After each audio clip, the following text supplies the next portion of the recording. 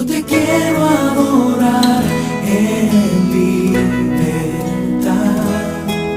levantando mis manos